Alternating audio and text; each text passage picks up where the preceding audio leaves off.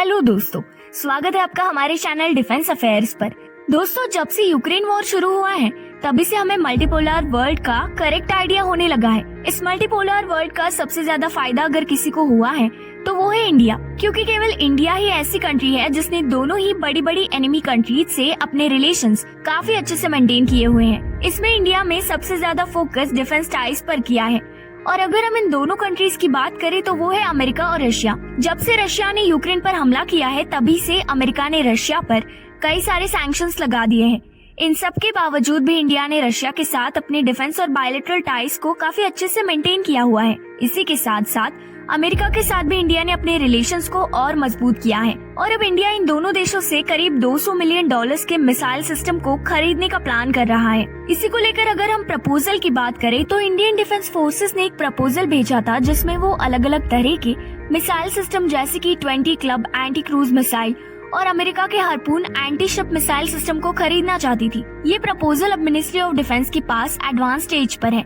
इन्हें खास तौर पर इंडियन नेवी के लिए खरीदा जा रहा है। अगर हम रशियन मेड क्लब मिसाइल की बात करें तो इन्हें वॉरशिप्स के सरफेस पर डिप्लॉय किया जाता है। वही इंडियन नेवी इन मिसाइल्स को सबमरीन्स के लिए भी यूज करना चाहती है और ये अब तक का सबसे इम्पोर्टेंट वेपन सिस्टम माना गया है। इसी के साथ अगर हम अमेरिकन हार्पून मिसाइल सिस्टम की बात करें तो इंडियन नेवी को इसके लिए पूरे $80 मिलियन देने होंगे, जिन्हें फॉरेन मिलिट्री सेल्स रूट के अंडर खरीदा जाएगा। इससे पहले भी अमेरिका की गवर्नमेंट ने हार्पून मिसाइल सिस्टम के जॉइंट कॉमन टेस्ट सेट को और इससे रिलेटेड अलग अलग इक्विपमेंट्स को इंडिया को बेचने की परमिशन दे दी थी।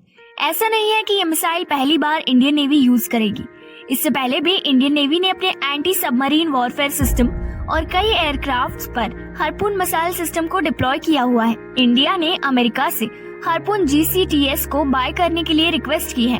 इस GCTS में Harpoon intermediate level maintenance station, repair and spare parts, support and test equipment, personnel training, publications और टेक्निकल डॉक्यूमेंटेशन के अलावा अमेरिका के कॉन्ट्रैक्टर, इंजीनियर, टेक्नीशियन और लॉजिस्टिकल सपोर्ट सर्विस और ऐसी ही अलग लॉजिस्टिक्स और प्रोग्राम शामिल है जिसकी इंडिया को समय समय पर जरूरत पड़ती रहेगी। देखा जाए तो इंडिया केवल रशियन वेपन सिस्टम को ही यूज करता था, पर अब वो अपने वेपन सिस्टम को डाइवर्सिफाई करना चाहता है, जिसके लिए 2 दशक पहले इंडिया ने फ्रांस और अमेरिका के साथ अपने डिफेंस टाइज को मजबूत करना शुरू कर दिया था। और आज इंडिया की डिफेंस फ्लीट में हमें हर तरह के अलग अलग और एडवांस वेपन्स नजर आते हैं। इसे लेकर आपकी क्या राय है, जरूर बताइए।